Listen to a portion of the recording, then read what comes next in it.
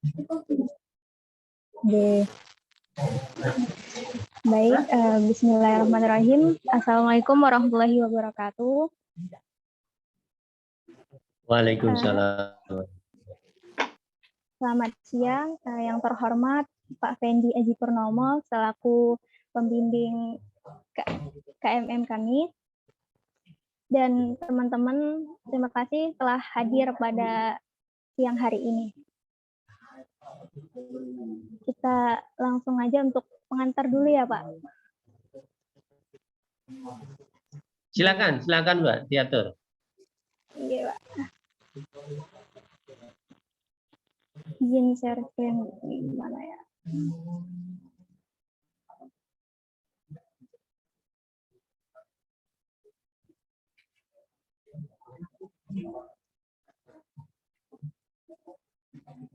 Apakah sudah tampil? Sudah.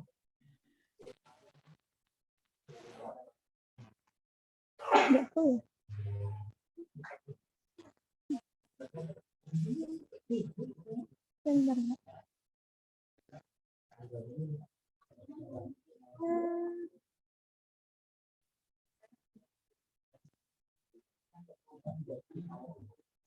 tampil nggak?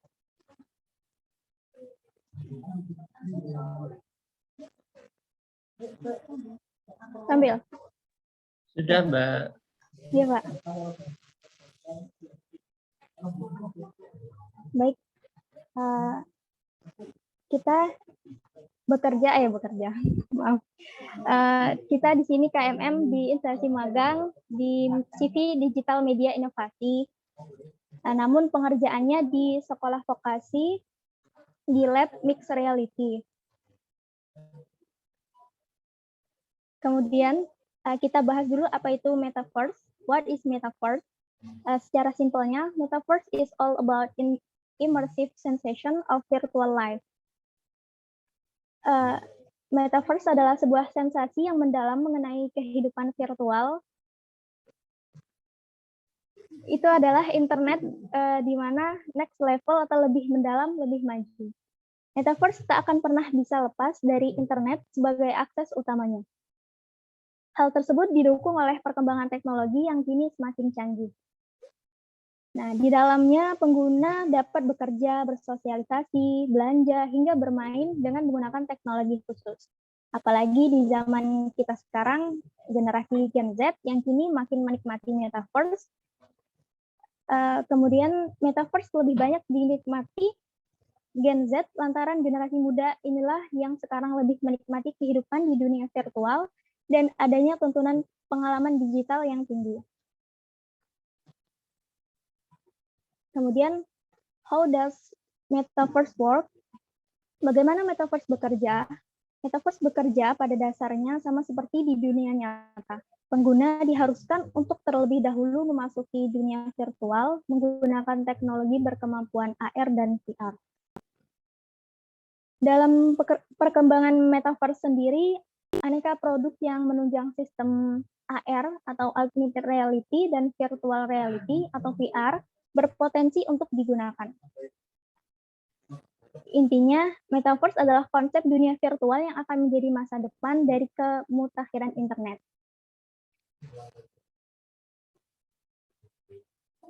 Kemudian, things to do in the Metaverse. Apa yang bisa Metaverse lakukan? Di sini Metaverse lakukan yaitu ada beberapa contoh aktivitas. Yang pertama ada konser virtual, yang dimana salah satu bisa dilakukan di dunia maya, menggunakan konsep yang mirip dengan live concert. Dengan bantuan teknologi, pengguna akan dapat merasakan suasana konser virtual yang mengesankan. Kedua, bekerja. Bekerja secara work from home seperti yang kita sekarang. Kalau kuliah itu melalui virtual meeting. Kemudian ada melihat karya seni digital seperti museum-museum virtual. Kemudian ada perjalanan online. Yang ini kita dapat lakukan dengan bantuan headset dan kacamata yang sudah mendukung teknologi AR dan VR. Kemudian ada beberapa contoh perusahaan yang telah menerapkan teknologi metaverse. Mungkin teman-teman ada yang tahu di salah satu ini atau semuanya. Ada Roblox, kemudian ada Decentraland, kemudian ada The Sandbox. Selanjutnya langsung saja ke topik yang akan dibahas oleh teman-teman. Ada AR HoloKit yang akan disampaikan oleh Mbak Gita. Ada juga VR Fire Mitigation yang akan disampaikan oleh saya sendiri, Almira.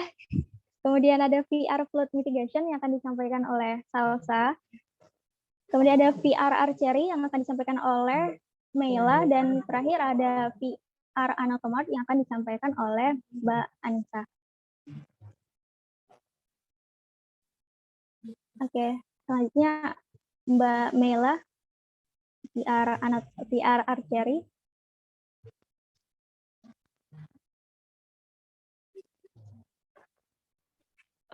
Saya izin share screen ya, teman-teman.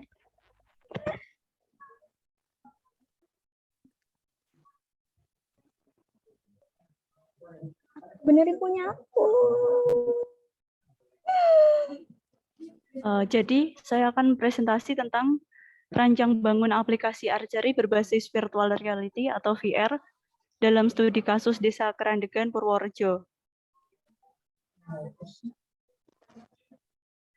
Perkenalkan, nama saya sendiri Meila Purnawati, NIM M311956 dari kelas TIC 2019 asal Kediri, Jawa Timur dengan moto Iso Raiso Hal Suiso. Untuk profil instansinya karena tadi sudah dijelaskan oleh teman saya, jadi akan saya next saja. Bisa. Ini adalah latar belakang tentang proyek saya, yaitu Kerandegan adalah salah satu desa di Purworejo yang luas dan dikenal sebagai desa yang mandiri. Pada akhir tahun 2021 lalu, desa ini membuka wisata wahana panahan, akan tetapi karena sosialisasi dan media belum maksimal sehingga pengunjung yang datang pun belum banyak. Adanya aplikasi archery berbasis VR ini digunakan untuk melengkapi wisata wahana panahan tersebut, agar bisa menarik lebih banyak pengunjung. Harapannya aplikasi ini dapat dijadikan sebagai media edukasi untuk mempelajari cara memanah dan dilengkapi mini game yang dapat menguji keterampilan panahan melalui teknologi VR. Ini adalah kebutuhan fungsional. Kebutuhan fungsional itu kebutuhan yang berisi proses-proses apa saja atau layanan apa saja yang nantinya harus disediakan oleh sistem, mencakup bagaimana sistem harus bereaksi pada input tertentu dan bagaimana perilaku sistem pada situasi tertentu. Di sini ada sistem dapat masuk ke main menu, kemudian dapat menampilkan UI, 3D object, dan environment VR archery, kemudian user dapat berinteraksi dengan 3D object busur panah dan anak panah, kemudian user dapat menarik anak panah dari busur dengan menggunakan Oculus Rift S. Kemudian user dapat memilih mode bermain, yaitu ada dua mode latihan dan mode mini game. Kemudian sistem dapat menampilkan UI, 3D object, dan environment mode latihan. Begitu seterusnya. Nah, kemudian untuk kebutuhan non-fungsional. Kebutuhan non-fungsional ini adalah kebutuhan-kebutuhan yang dibutuhkan sistem dalam menjalankan produk secara optimal. Namun kebutuhan ini tidak mempengaruhi bagaimana sistem bekerja. Di sini untuk perangkat kerasnya, spesifikasinya saya menggunakan PC dari Lab VR, yaitu dengan prosesor Intel Core i5, RAM 16 GB. Kemudian ada perangkat tambahannya Oculus Rift S. Kemudian untuk softwarenya menggunakan Unity 3D Game Engine, kemudian Blender 3D untuk membuat 3D objeknya, kemudian ada Adobe Illustrator atau Canva. Ini saya gunakan untuk pembuatan logo, maskot, dan UI. Kemudian ada Oculus. Untuk proses bisnisnya, jadi dari start nanti keluar menu, di main menu itu bisa memilih antara mode latihan dan mode mini game. Kemudian di masing-masing mode tersebut, jika sudah selesai bermain, bisa back to menu, kemudian exit. Untuk storyboard-nya, Jadi pada scene pertama, user akan disuguhkan menu utama aplikasi Archery yang terdiri pada pilihan button mode bermain, yaitu mode latihan dan mode minigame. Kemudian ada juga button untuk filter setting dan upload. Kemudian ketika user memilih button practice mode, maka user akan masuk ke dalam mode latihan.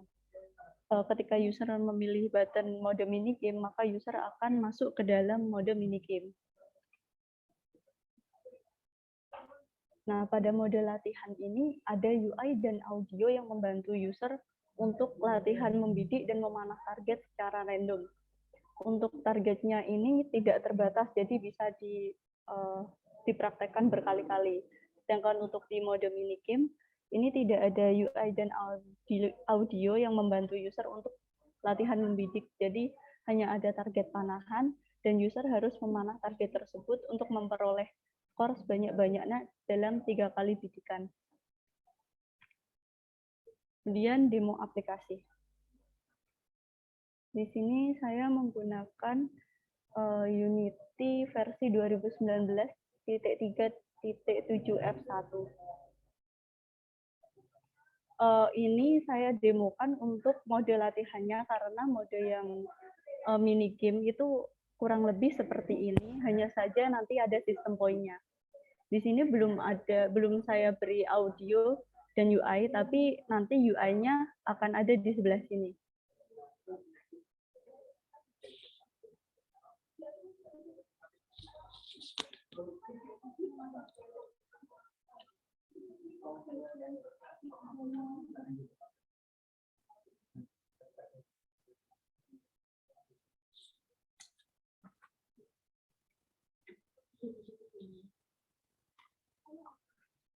Nah, untuk kontrolernya, yang untuk tangan kiri itu memegang busur panah, kemudian yang tangan kanan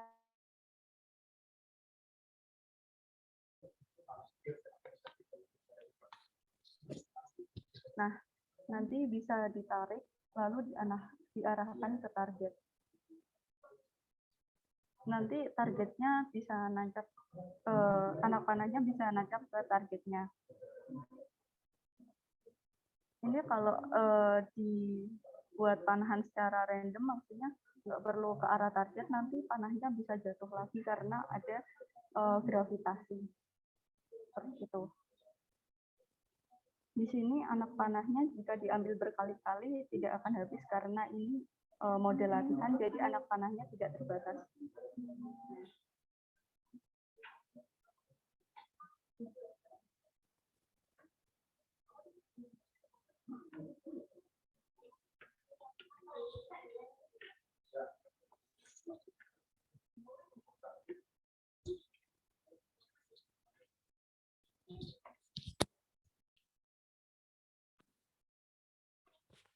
Nah, kurang lebih untuk demo aplikasinya seperti itu. Untuk UI-nya seperti ini untuk menu awal. Kemudian ini untuk menu berikutnya, jika memilih mode latihan, ini jika memilih mode minigame, lalu di dalam mode latihan ini ada tutorial bagaimana cara mengambil panahnya, melakukan panahan. Kemudian pada minigame ini ada peraturannya. Ini adalah sistem poin yang digunakan di dalam mode minigame. Mungkin dari saya itu saja. Saya kembalikan ke Almira.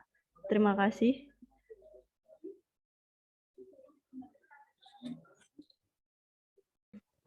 Baik, terima kasih Mbak Mela atas penjelasannya. Selanjutnya akan penjelasan disampaikan oleh saya sendiri mengenai fire mitigation. Izin share screen.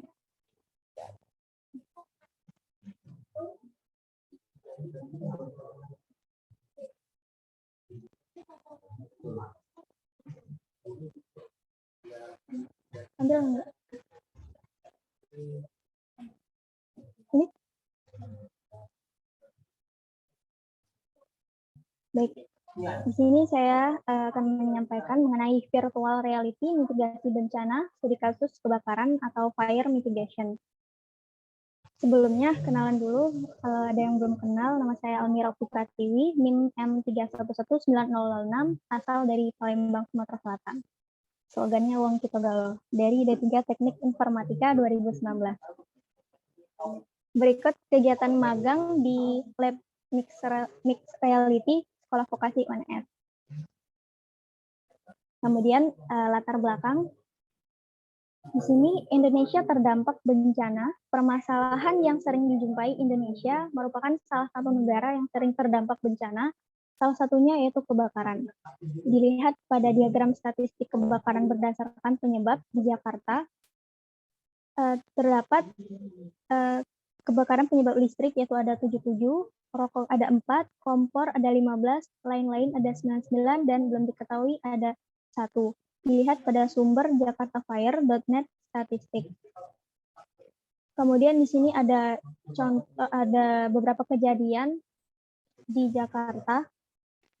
Yang pertama ada diduga akibat dupa yang lupa dimatikan, bangunan rumah di Rawa Selatan, Jakarta Pusat terbakar pada tanggal 14 Juni 2022. Kemudian ada pemanas air elektrik di Komplek Gading Mas Barat, Jakarta Utara, hangus terbakar pada tanggal 7 Juni 2022. Kemudian ada kebakaran pada rumah tinggal di Keradang, Jakarta Barat pada 7 Juni 2022. Nah, dari 3 berita ini merupakan kelalaian dari manusia itu sendiri. Dan jika terjadi begitu saja, walaupun masih di dalam rumah atau di luar, harus dapat mengantisipasinya dengan adanya simulasi mitigasi kebakaran ini, agar dapat meminimalisir terjadinya kebakaran yang dapat merugikan bagi masyarakat itu sendiri. Kemudian,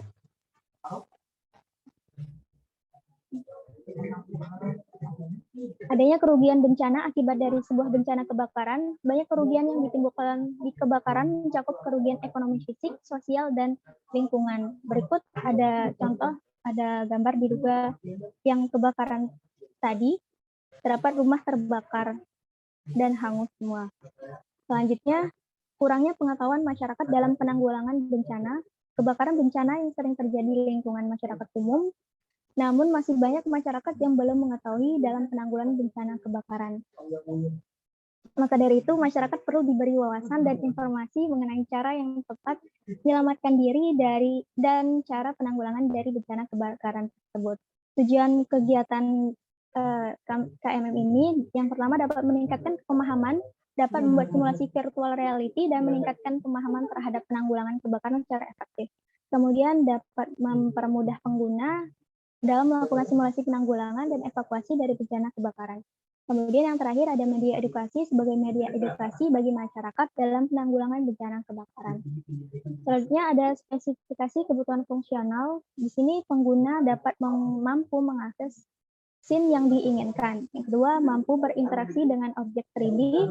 Yang ketiga, mampu bergerak dan melihat objek secara 360 derajat dan mampu melihat informasi terkait kebakaran. Selanjutnya, kebutuhan non-fungsional yang saya gunakan untuk perangkat keras laptop maupun PC, mouse, Oculus Rift S, dan perangkat lunaknya ada Blender untuk 3D modeling, dan ada Unity 3D Game Engine, dan ada Canva Pro untuk desain UI-nya.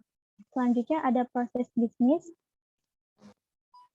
Di sini pengguna memulai menggunakan virtual reality simulasi kebakaran dengan menampilkan tampilan awal. Kemudian tampilan awal antara muka aplikasi berupa button yaitu help, play, about, dan exit. Ada button help itu menampilkan scene help, dan kemudian ada tombol, ada button back. Ada play menampilkan menu utama, simulasi, dan game. Simulasi menampilkan scene simulasi, kemudian ada tombol back. Kemudian ada game, select level, menampilkan scene game, dan back. Di about ada menampilkan scene about untuk tentang aplikasi ini. Kemudian ada tombol back. Yang terakhir ada exit untuk keluar dari aplikasi. Kemudian ini desain perancangan aplikasinya. Untuk tampilan desain menu utama, ini ada logo dan juga ada vektor, ada button about dan help. Kemudian ini untuk desain about maupun help-nya. Kemudian untuk Di dalam pilihan scene ada VR simulasi dan game. Ini untuk pilihan levelnya level 1, 2, dan 3. Kemudian untuk demo aplikasi,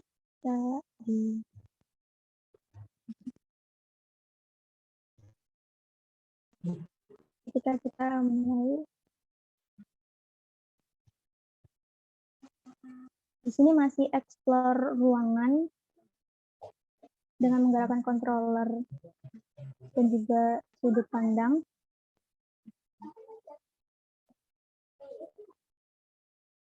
Di sini ada contoh, misal ada api. Di sini masih belum bisa mematikan apinya karena masih perancangan. Nantinya akan ada misalkan APAR akan matikan api. Kemudian bisa naik ke lantai 2. Masih explore juga. Dan juga ada APAR di sini. Kita bisa ke lantai teras atas.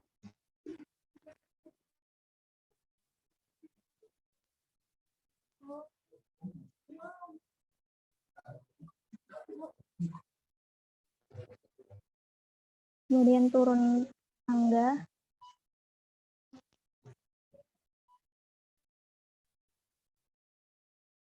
Kemudian ada APAR lagi di ruangan TV.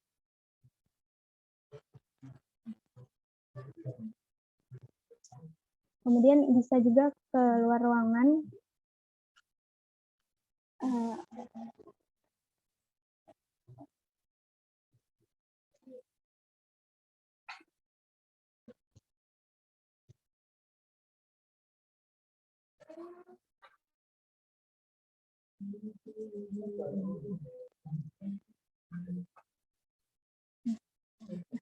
Mungkin itu saja dari, oh ya, sebelumnya ada ini juga contoh nggak bisa.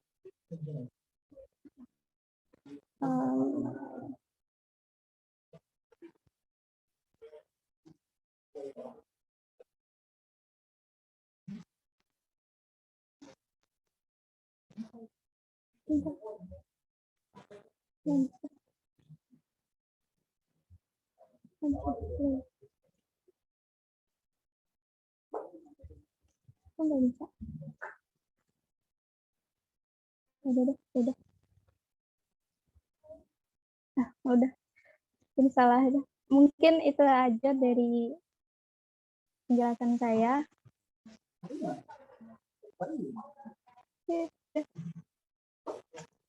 Apa?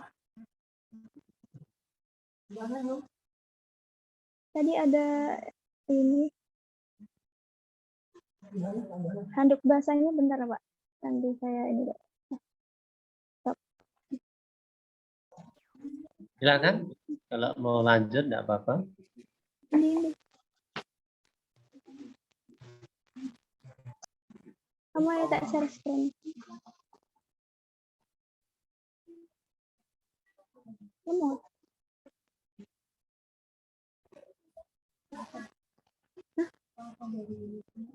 Enggak, di video tadi aja.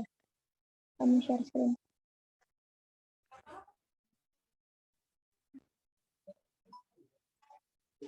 Ya.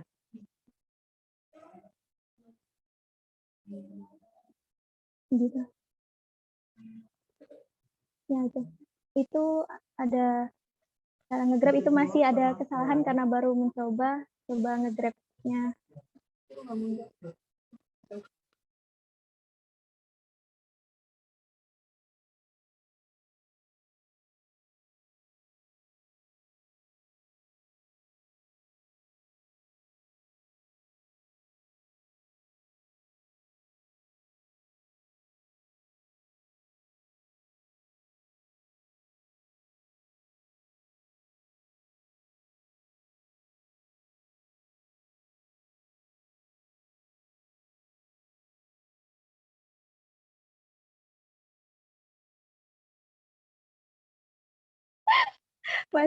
Masih percobaan. Itu bisa nge-grabnya, tapi belum mematikan apinya, Pak. Mungkin itu saja demo dari aplikasi saya. masih perancangan, mohon doanya teman-teman agar bisa jadi seutuhnya. Terima kasih. Selanjutnya selanjutnya penjelasan yang akan disampaikan oleh Salsa Rizania mengenai PR flood mitigation.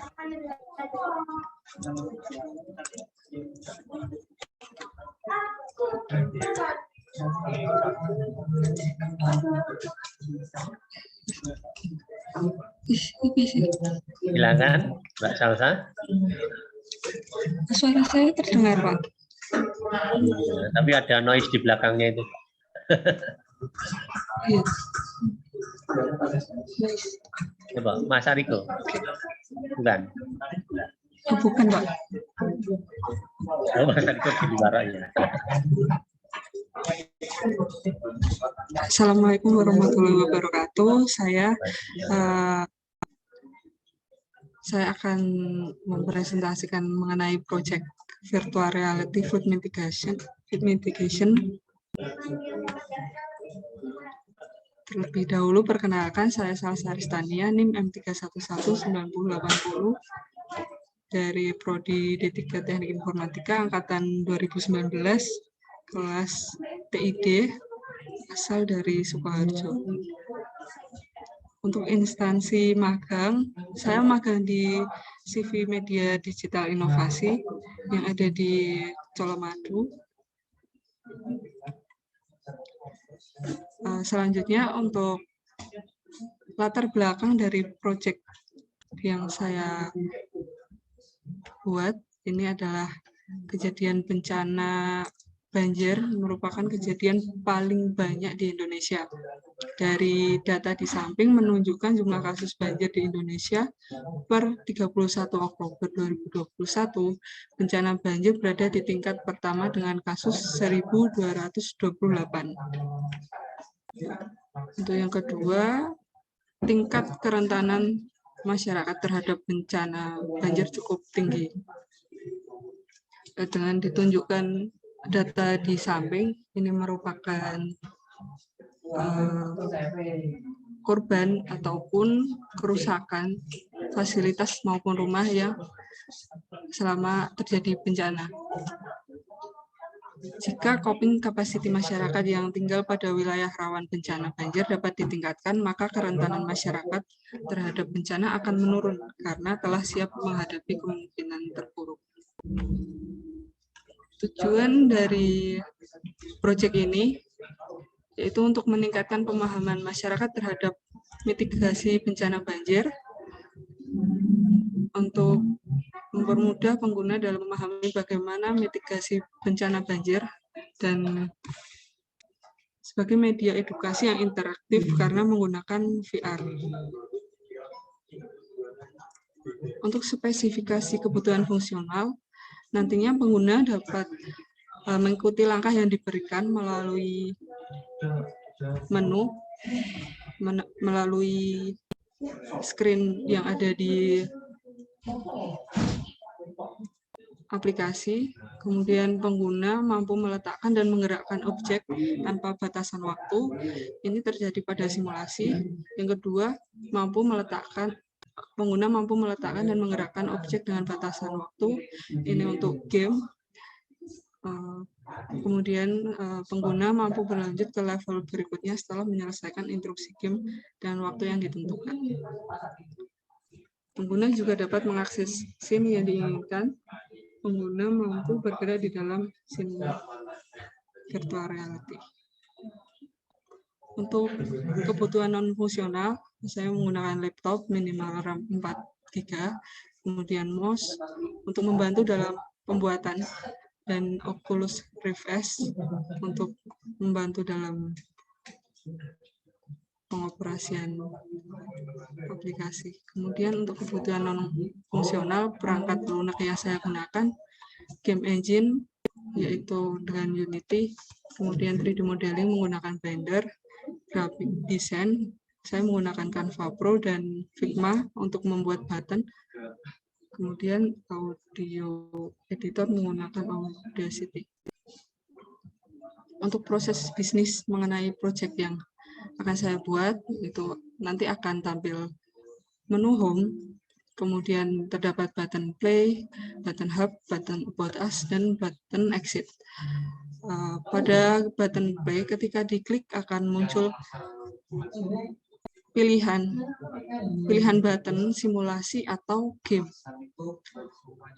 Ketika mengklik salah satu dari simulasi atau game ini akan muncul storyboard yang berisi instruksi. Dan untuk button hub, ketika kita mengklik tampilan hub, maka akan muncul mengenai penggunaan controller. Untuk about us, ini akan muncul dari berisi latar belakang dan tujuan dari project ini, dan exit keluar dari aplikasi. Untuk desain UI menu, ini adalah logo untuk splash screen. Untuk main menunya seperti ini. Di sini terdapat button hub, ini button information atau about us tadi.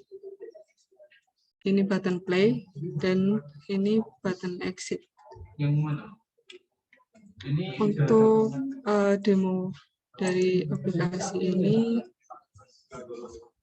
saya buka dulu menggunakan Unity.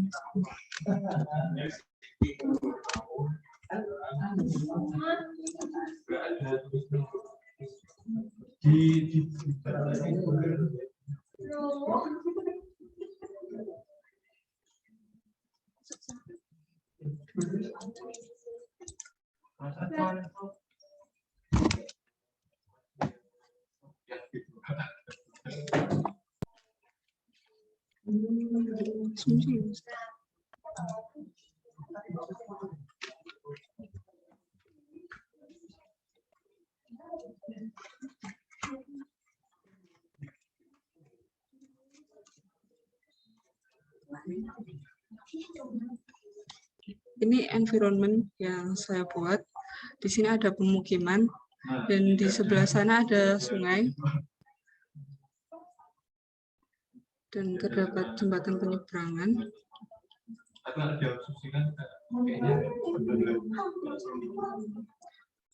Ini adalah rumah utama yang saya gunakan untuk menampilkan instruksi. Ada di bagian board ini. Dan untuk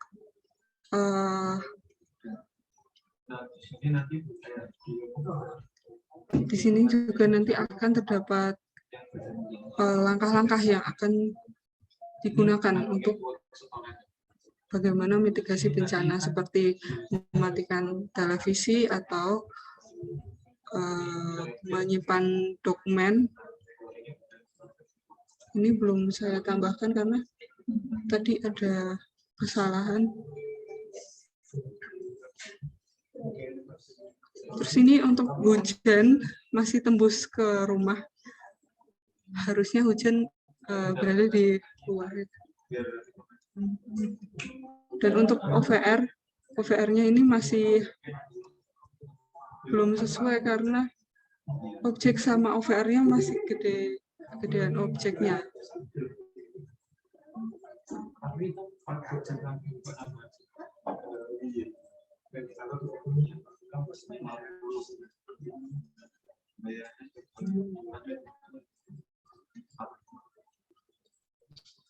Di sini juga ada papan tanda menunjukkan ke tempat evakuasi yang ada di atas sana, dataran tinggi, ada posko tanggap bencana.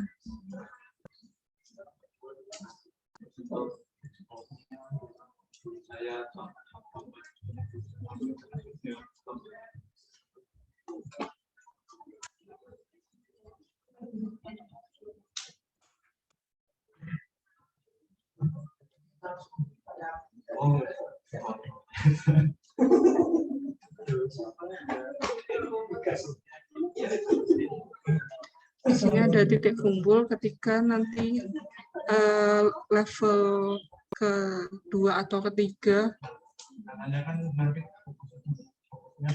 nanti pengguna akan menghadapi banjir yang lebih besar dan akan berkumpul di titik poin ini dan menuju ke posko evakuasi yang berada di sebelah sana.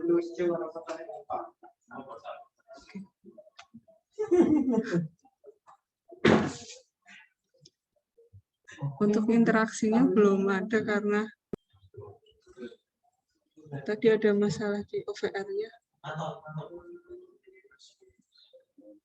Untuk airnya saya menggunakan water statis.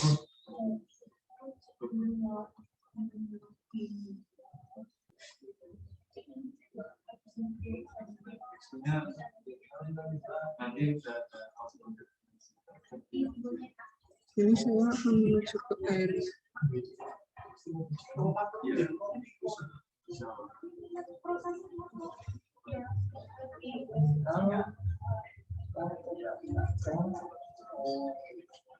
Seperti ini untuk airnya.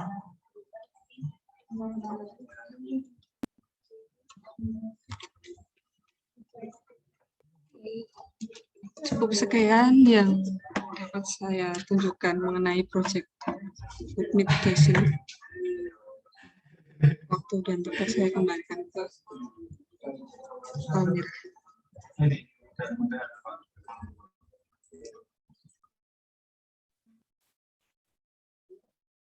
Baik, terima kasih Mbak Salsa atas pemaparannya.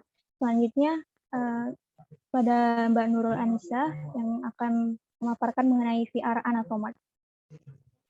Silakan. Tes sebelumnya suara saya apakah masuk? Di sini saya akan mendiskusikan tentang rancangan virtual reality Anatomat yang saya kerjakan.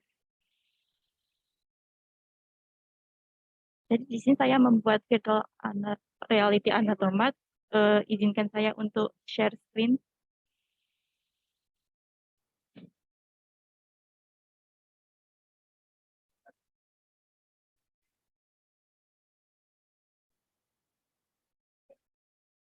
Instansi saya magang adalah di CV Media Digital Inovasi.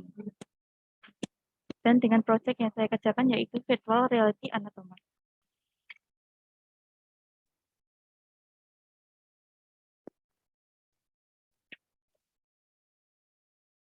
Tentang saya, nama saya Nurul Anissa Munasiti, NIM saya M31190071, saya dari kelas TIT 2019. Asal saya dari Sukoharjo dan moto saya adalah Ajinomoto. Latar belakang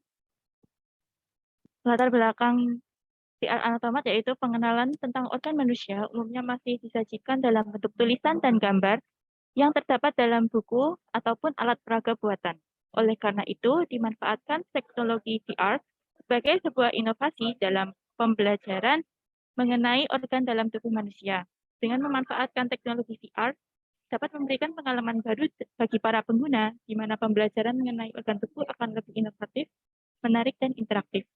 Selain itu juga dengan dimanfaatkannya perangkat Oculus Rift S dalam menjalankan VR, sehingga pengguna tidak hanya bisa melihat, namun juga dapat bergerak dalam VR tersebut dan mengetahui bagian-bagian organ tersebut. Tentang produk. Produk ini berupa aplikasi berbasis virtual reality yang berisikan visualisasi 3D mengenai sistem pernapasan yang ada dalam tubuh manusia dan minigame yang dapat dimainkan menggunakan perangkat virtual reality seperti Oculus Rift S dan teman-temannya.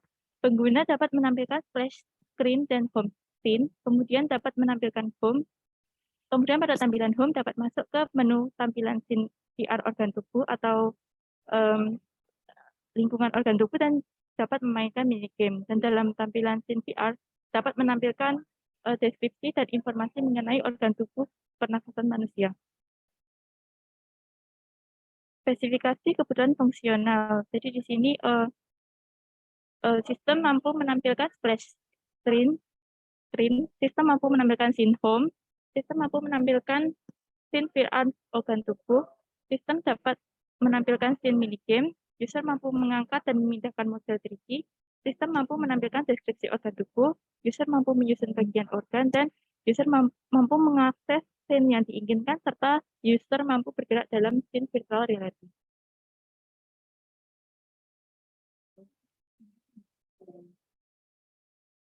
Di sini kebutuhan non-fungsional yang saya gunakan adalah perangkat keras, perangkat PC atau komputer dengan spesifikasi prosesor Intel Core i5 10400F.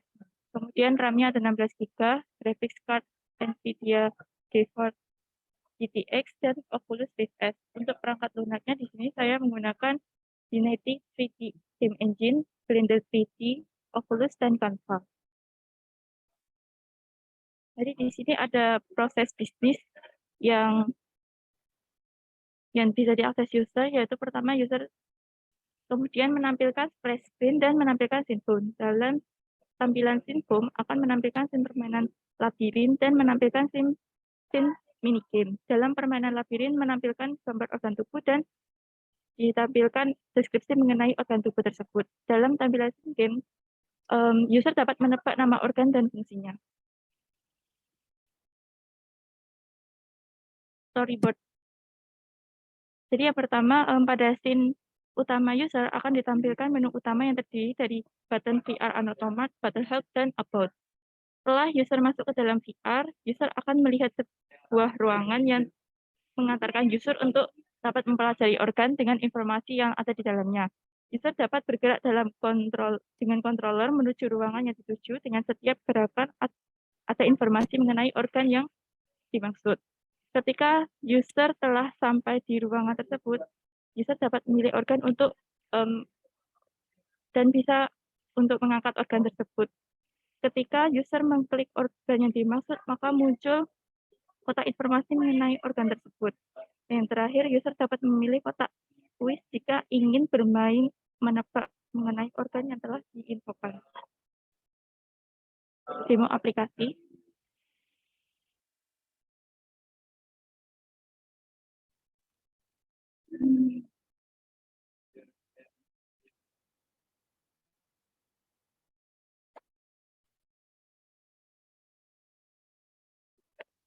Di sini ada environment mengenai game Anatomat. Izinkan saya untuk mendemokan VR tersebut.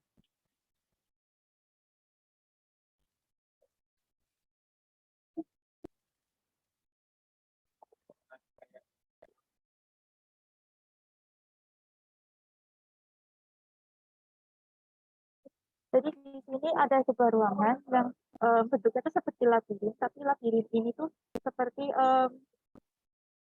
kita itu seperti udara yang melewati ruangan-ruangan dalam organ tubuh manusia. Di sini saya bisa bergerak maju, mundur menggunakan controller sebelah kiri, kemudian controller sebelah kanan itu bisa untuk mengubah arah pandangan ya.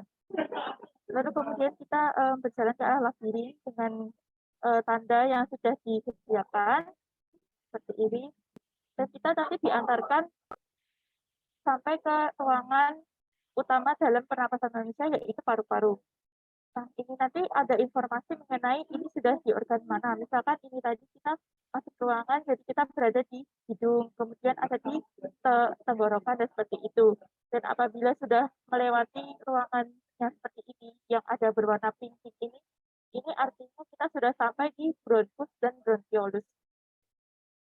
Dan kita akan berjalan menuju paru-paru atau ruangan utama yang ada di hidung.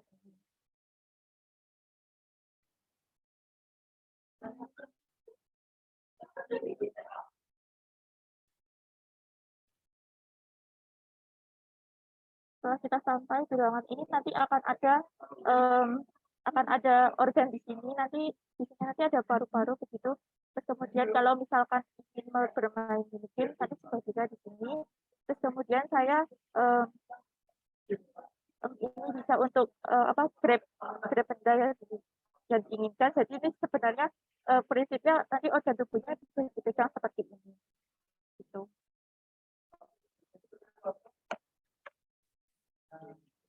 Sekian demo dari saya.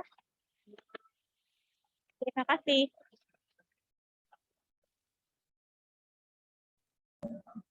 Saya kembalikan kepada Mbak Almira.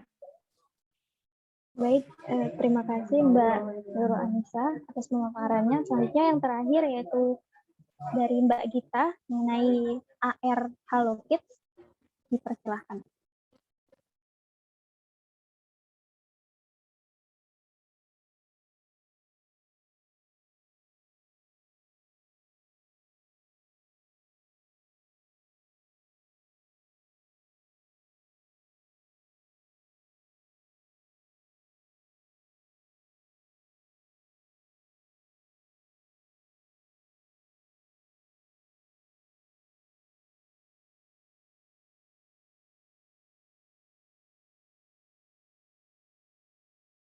Suaraku belum keluar, apa-apa. Ya. Assalamualaikum warahmatullahi wabarakatuh. Saya di sini akan mempresentasikan tentang proyek magang saya, yaitu aplikasi Halo Kids. Yang pertama saya akan kenalan dulu. Nama saya Gita Zendera Maida Khairini. NIM M319042, asalnya dari Madiun. Moto saya adalah jalani aja dulu. Lalu cakupan bahasan yang akan saya bahas pada presentasi ini adalah latar belakang, lalu kebutuhan fungsional dan non fungsional, rancangan produk, kemudian demo aplikasi. Untuk latar belakang dari pembuatan proyek magang saya ini adalah kan augmented reality itu bisa digunakan sebagai salah satu media pembelajaran. Nah, salah satunya itu adalah aplikasi augmented reality Halo Kids versi sebelumnya. Tapi pada versi sebelumnya itu belum adanya game interaktif yang lebih yang bisa menarik minat anak-anak karena target marketnya adalah anak-anak, terutama anak PAUD. Lalu jadinya perlu adanya sebuah game interaktif pada aplikasi augmented reality Halo Kids. Kebutuhan fungsional dan non fungsional. Untuk kebutuhan fungsionalnya adalah seperti ini. Yang pertama player, yaitu karakter yang dimainkan oleh pemain. User interface, yaitu tampilan yang dilihat oleh pemain. Main menu, tampilan awal yang akan dilihat pemain ketika akan masuk ke permainan. Pilih jumlah player, yaitu pemain dapat memilih berapa player yang akan bermain dan dapat memilih tipe pemain. Game map, yaitu objek yang digunakan sebagai tempat permainan Halo Kids Adventure. Lalu ada rute, yaitu rute yang harus dilalui oleh player sampai garis finish. Ada dadu juga, ini yang game objek yang digunakan untuk deteksi agar player bisa maju sesuai dengan angka random yang terdeteksi. Lalu ada pertanyaan, yaitu soal yang harus dijawab oleh player apabila bertemu dengan kotak harta karun. Apabila pemain berhasil menjawab dengan benar, maka pemain dapat maju sesuai dengan angka random yang akan nanti keluar. Lalu apabila pemain gagal menjawab dengan benar, maka pemain akan tetap di tempat tersebut. Ada harta karun yang seperti di basic pertanyaan, yaitu yang berisi dengan isinya harta. Lalu ada game over, kondisi di mana pemain sudah berhasil sampai di titik kotak terakhir, maka permainan akan berhasil. Lalu tombol play untuk mulai game, tombol start untuk keluar. Oh, ini ada kesalahan. Tombol start untuk masuk ke dalam permainan. Lalu tombol quit untuk menuju kebalik ini. Tombol play untuk memulai game, tombol start untuk menuju pilih jumlah pemain player. Lalu tombol about untuk deskripsi tentang kredit, tombol about untuk deskripsi kredit, tombol quit untuk keluar dari permainan. Lalu ini tombol sound untuk mengaktifkan dan menonaktifkan suara. Untuk kebutuhan non fungsionalnya, untuk perangkat kerasnya saya menggunakan itunya dari laptop saya, yaitu Ryzen 5 3500U atau yang setara. Laptop dengan RAM 8 GB, smartphone berbasis Android minimal 7, lalu ada ruang kosong di smartphone minimal 1 GB. Lalu untuk membuat perangkat lunaknya saya menggunakan Visual Studio 2019 untuk sebagai editor ketika membuat skrip. Lalu ada CorelDRAW 2019 dan juga Canva Pro untuk pembuatan UI dan tombol-tombol yang akan digunakan, desain tombol-tombol yang akan digunakan.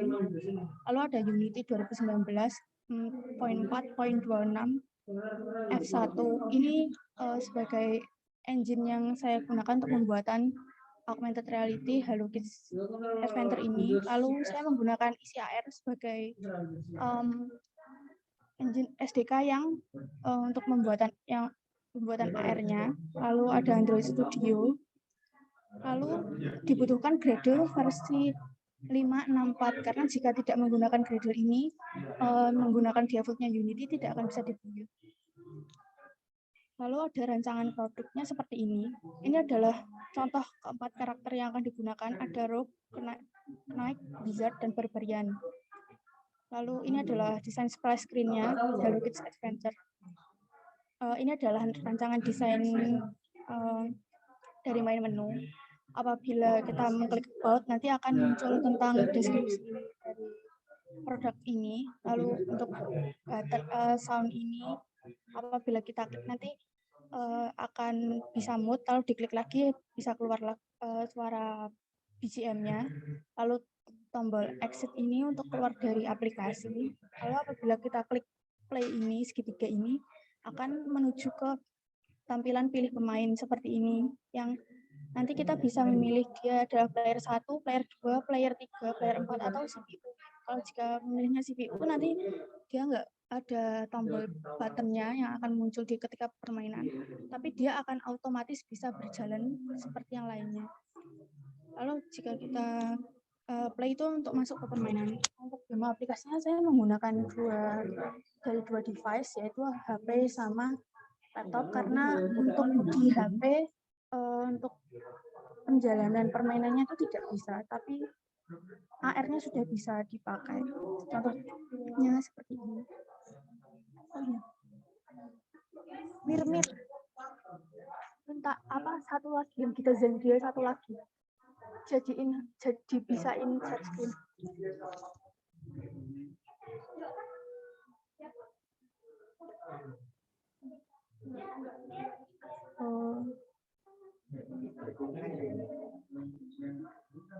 Yang nggak ada gambarnya.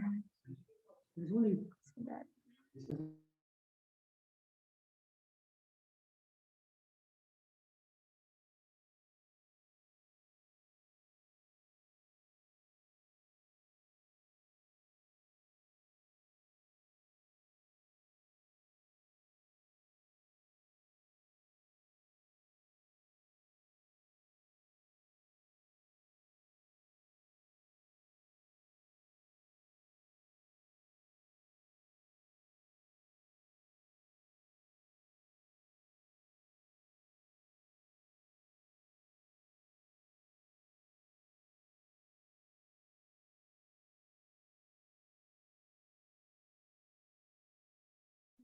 Untuk ketika tampilan bermainnya itu seperti ini.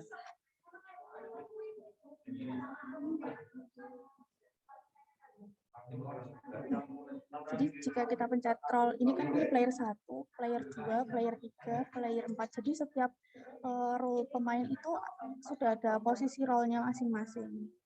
Ini player 1, apabila kita pencet roll, itu nanti akan jatuh dadu. Ini dadunya angkanya 3, jadi dia akan maju 3 langkah.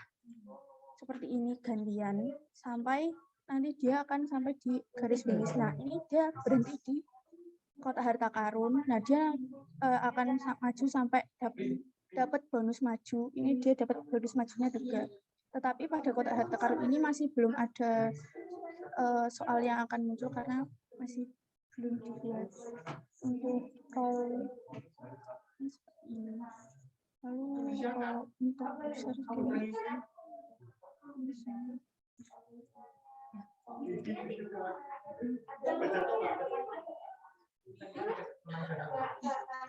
ini dia juga dia dapat di kotak bonus. Ini dia maju 6 langkah, jadi kan berhenti di kotak bonus ini angka keluar buat bisa majunya itu random, jadi enggak harus berhenti di sini. Seperti itu. Sekian presentasi dari saya. Saya kembalikan ke Almira. Terima kasih.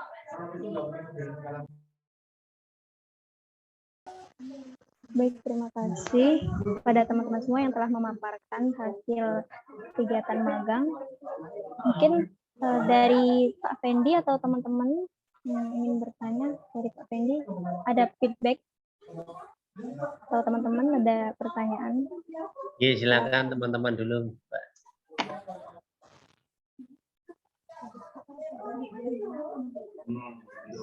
Silakan Mbak Almira, dipersilakan untuk teman-teman bertanya. Baik teman-teman, boleh nih, ada yang raise hand. Silakan Mbak Salsabila Fitri ya.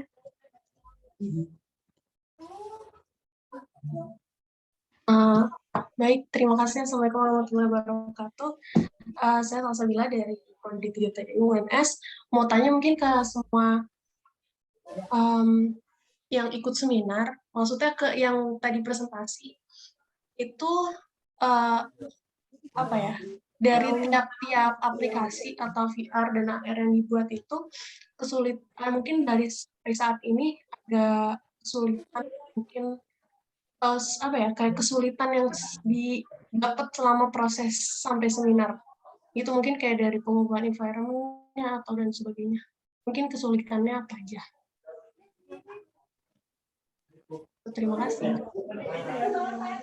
Baik, terima kasih Mbak Salsabila atas pertanyaannya.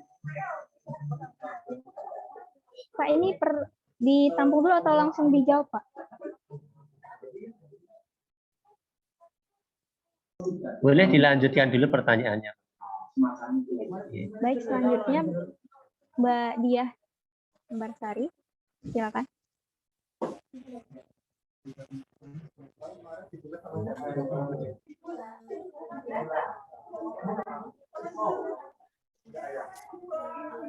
Assalamualaikum warahmatullahi wabarakatuh. Halo, suara saya masuk? Masuk, Mbak. Oh iya. Sebelumnya saya Diresti Ambarsari dari Teknik Pengairan UB. Saya ingin bertanya sama dua narasumber terkait mitigasi bencananya ya. Untuk yang mitigasi kebakaran, saya boleh tanya untuk fitur, karena saya kurang tahu untuk teknologi yang dipakai ya. Jadi untuk fitur yang ada di dalam VR-nya untuk mitigasi kebakaran itu tadi apa saja ya? Soalnya ya di yang saya lihat itu hanya itu kan bagaimana upaya untuk mengurangi resiko terjadinya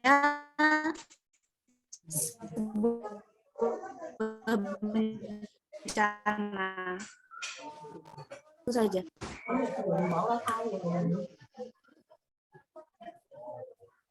Maaf Mbak, putus-putus suaranya.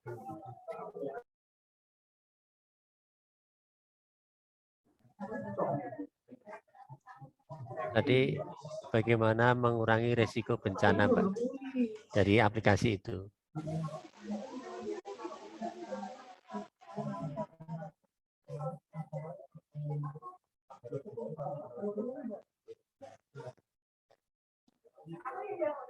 Satu lagi. Itu yang dari kebakaran aja Mbak, atau banjir juga?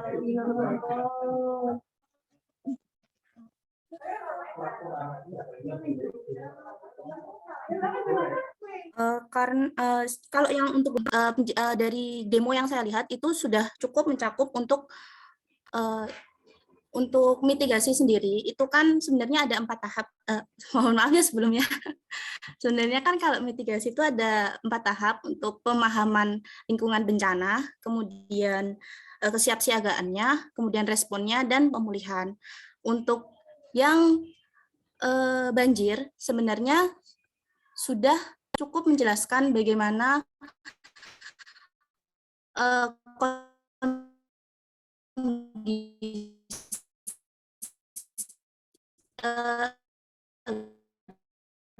bagaimana dari mana asal bencana itu, kemudian itu kita harus apa saja. Untuk pertanyaan saya ada yang dibingung atau kurang jelas. Coba videonya di-off-kan, Mbak Dia. Oh ya, Terputus-putus sebentar. tadi. Silakan diulangi, Mbak Dia. Untuk untuk yang kebakaran, ini tadi itu yang saya tangkap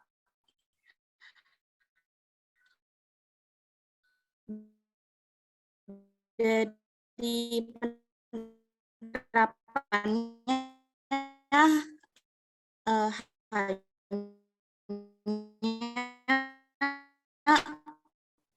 menangani kebakarannya saja. Untuk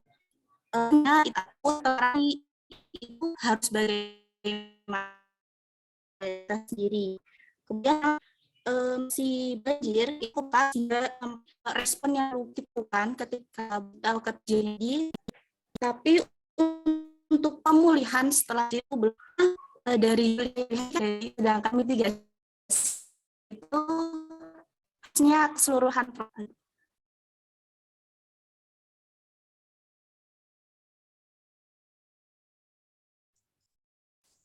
Bisa disimak, Mbak Almira, atau perlu di chat aja mungkin? Apa saya lewat chat saja? Iya, lewat chat saja kali. Baik.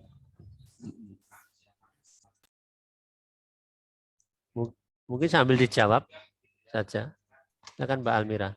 Bisa dilanjutkan.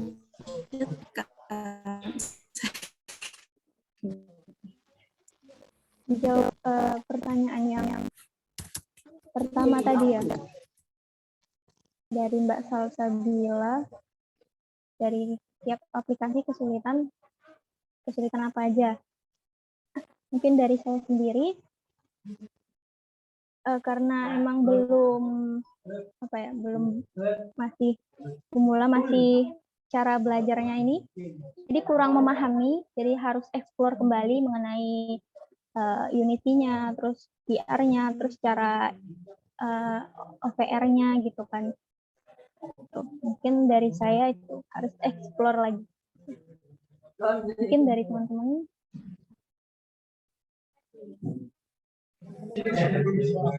Kalau saya mau menambahkan untuk kesulitannya tadi, iya benar, OVR itu sama kesesuaian Unity yang dipakai sama aset yang digunakan itu juga berpengaruh. Jadi kalau belum sesuai nanti bikin lagi dari awal gitu. Mungkin ada yang mau menambahkan lagi? Ica, Mbak Nurul atau Mbak Meila, Mbak Gita? Saya mau menjelaskan. Jadi benar yang dibilang teman-teman tadi, sama saya juga mengalami itu. Terus kemudian kendala selanjutnya itu karena menggunakan komputer lab atau komputer SP, itu jadi kadang komputernya ada yang pakai, jadi kita nggak bisa pakai. Terus kadang itu ada riskan juga kalau menggunakan komputer lab begitu.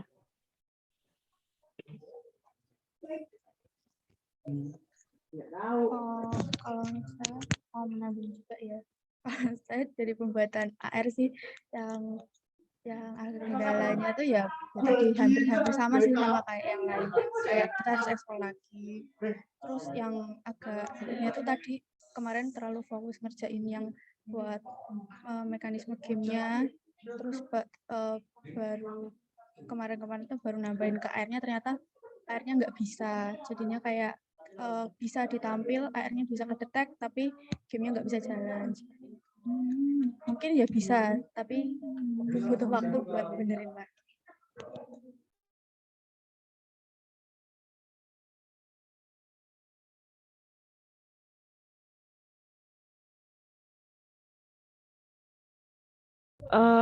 Kalau dari saya mungkin kesulitannya waktu panahannya, soalnya kan untuk VR sendiri kan belum dapat materinya selama perkuliahan. Nah, itu harus explore sendiri.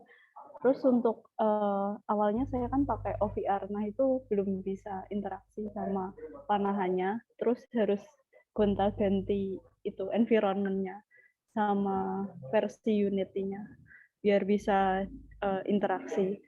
Mungkin dari saya itu aja sih.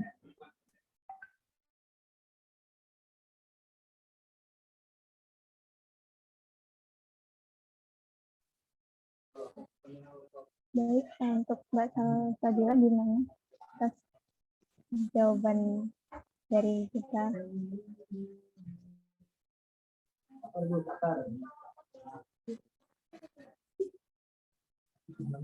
Baik,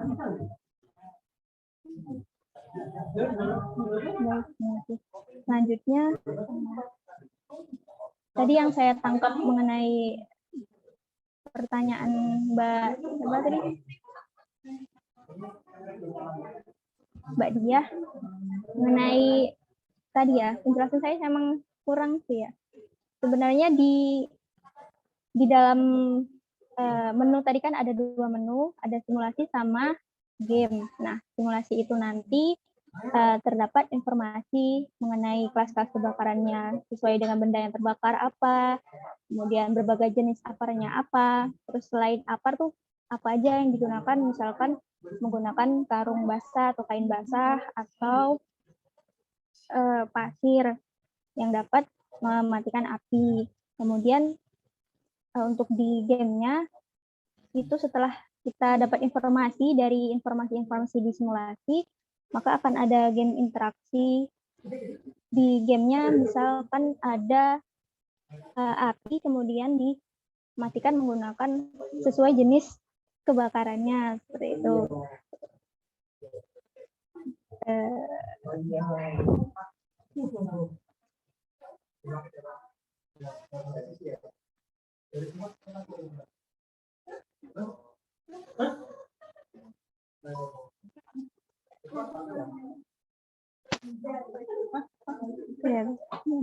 Di menu chat, Mbak, bisa dibaca. Ya.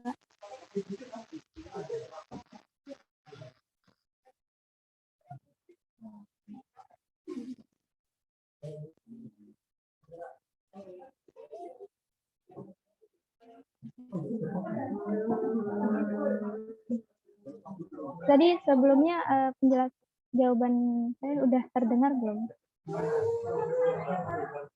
Sudah. Apakah masih kurang? Jadi tuh pengguna itu kayak bisa masuk di simulasi, ada informasi mengenai kelas-kelas tadi, kemudian di simulasinya diterapkan dari informasi yang ada.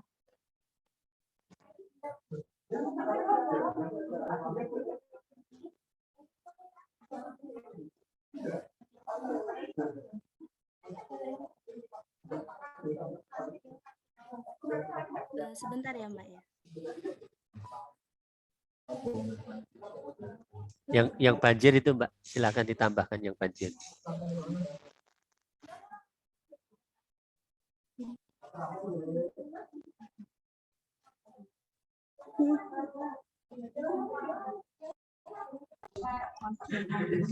Mbak Salsa, bisa ditambahkan.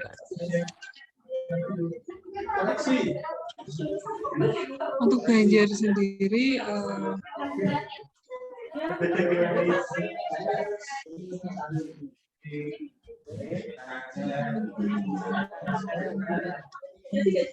kalau untuk banjir itu kan nanti ada level ya, seperti yang dikatakan Mbak Diah tadi, ada level normal, terus level 1 awas atau siaga, awas dan waspada itu kan. Nah itu nanti ada kejadian juga tahapan air naiknya seberapa dan langkah apa yang harus dilakukan dari level-level itu tadi.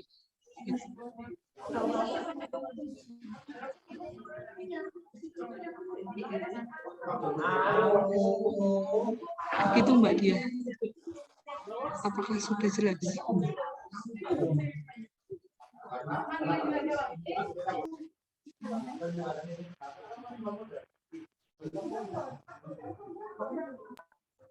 Oke, sudah Pak, sudah.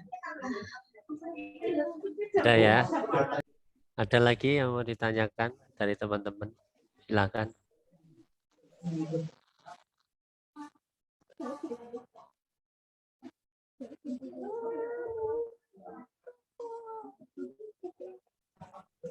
Kalau tidak ada, saya tambahkan. Jadi terhadap tadi ada Mbak Meila VR Panahan, Mbak Almira Lutfi VR Kebakaran, Mbak Salsa ada VR Banjir, dan Mbak Nurul VR Anatomat, serta Mbak Gita. Tadi ada pengembangan untuk AR Halogit ya. Terkait dengan pengembangan aplikasi tersebut memang kemarin diverifikasikan ke masyarakat, terutama untuk yang Panahan tadi.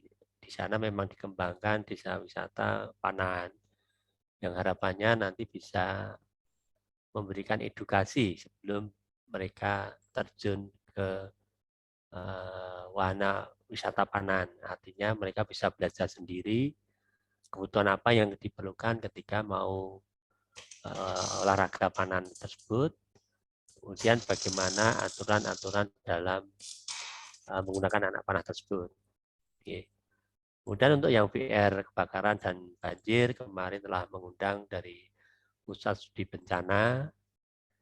Beliau ada Pak Surja Kusuma selaku penggiat untuk Pusat Studi Bencana juga. Ada Pusat Studi Bencana banjir, ada kebakaran, dan sebenarnya ada 10 kategori bencana. Ada tanah longsor, ada tsunami, ada gunung meletus, dan ada yang terbaru kemarin ada kategori yang COVID-19 gitu ya. Dan ada bencana lainnya. Nah, kebanyakan yang ada di masyarakat memang untuk kebakaran dan banjir ini sering terjadi menyusul yang selanjutnya yaitu gunung api dan tsunami ya. Memang edukasi ke masyarakat itu oleh BPBD, BNPB, BPBD maupun BMKG itu selalu diinformasikan. Jadi informasi-informasi apa itu ramalan cuaca itu diinformasikan ya.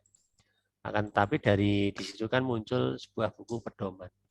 Nah, buku sebuah pedoman itu bisa kita modelkan pembelajarannya. Kalau harus membaca buku kan repot ya. Ada yang suka, ada yang tidak gitu ya. Jadi dari sebuah buku itu kita modelkan dalam bentuk game virtual ini sehingga mereka lebih asik untuk berinteraksi. Memang di dalamnya awalnya itu perlu edukasi, ya, edukasi leveling bahayanya, kemudian tindakannya apa saja. Kalau dalam mitigasi bencana memang levelingnya ada normal, kemudian waspada, siaga, dan awas. Lain lagi mungkin dengan BNPB ataupun BPBD yang lain, ada yang mengkategorikan siaga 1, siaga 2, dan siaga 3 seperti itu. Nah, tidak apa-apa kita buatkan levelingnya itu dan tindakannya. Kemarin sudah ada panduannya. Tentu saja kalau yang kebakaran dicari juga ya untuk panduannya levelingnya tersebut, dan harapannya nanti ada game yang nanti akan mencoba experience atau menguji dari keterampilan si pengguna bagaimana ketika bencana tersebut terjadi. Ketika levelingnya kecil, apa yang dia harus lakukan, misalnya memadamkan dengan kain basah itu. Dan bagaimana kalau levelingnya menengah, mestinya dengan alat pemadam api ringan misalnya. Dan bagaimana kalau levelingnya tinggi, nah apa yang harus dilakukan? Tentu saja kan dengan menelpon pemadam kebakaran. Mungkin itu contoh singkatnya ya. Nah untuk yang banjir juga sama, kemarin sudah ada buku panduannya, bisa disesuaikan. Nah kemudian untuk Mbak Nurul Anissa untuk biar anatomat, kemarin dengan teman-teman Pak Taufik juga itu ke kedokteran mengujikan VR Anatomat yang kemarin, ternyata untuk labelingnya pembelajaran ini ya, untuk mahasiswa itu lebih mendalam lagi. Nah, kalau tadi ada lorong labirin, nah lorong labirinnya itu bisa dimodelkan untuk misalnya pembelajaran jantung di dalamnya itu akan lebih bagus lagi. Bagaimana dia mengenal antara bilik dan serambi, ya, bilik kanan dan bilik kiri, arteri dan vena, mungkin istilah-istilah itu kan perlu Anda ingat lagi. Itu akan bagus sekali. Bukan hanya jantung, lebih lagi nanti ada di bagian otak gitu ya. Bagaimana dia menjelajahi otak kecil, otak besar, itu semua bisa dikenalkan. Karena Anatomat yang versi pertama itu masih mengenalkan di bagian luar yang tampak. Sementara untuk Anatomat yang di bagian dalam, jadi kalau dipotong lintang itu bagian dalam itu apa saja itu memang belum dikenalkan.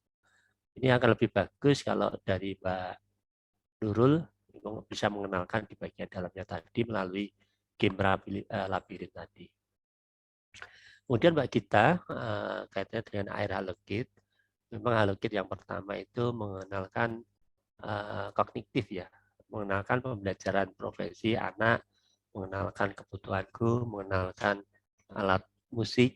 Nah, akan tetapi belum ada gamenya. Oleh Mbak Gita ada sebuah game yang tadi cukup menarik, harapannya nanti bisa dimainkan, bisa dicetak untuk markernya, sehingga nanti dari anak-anak itu bisa berinteraksi dan bisa menumbuhkan semangat untuk bermain kearifan lokal dan tidak tergantung pada YouTube terus-menerus. Itu ya Mbak Gita ya. Itu saja, tetap semangat dalam berinovasi ini. Semuanya tujuannya bagus dan kalau ada kesulitan kita bisa diskusi. Mungkin kalau ada paparan terakhir atau Mbak Almira atau teman-teman sebelum kita tutup silakan.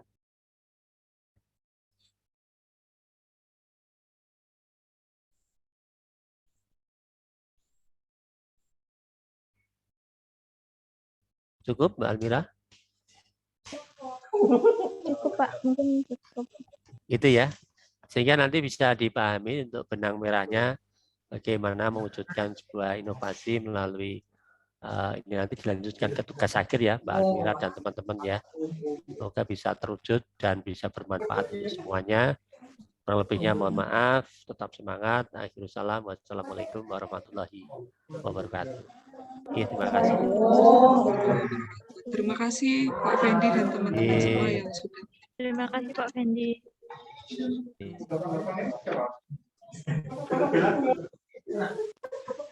Saya stop ya rekamannya ya.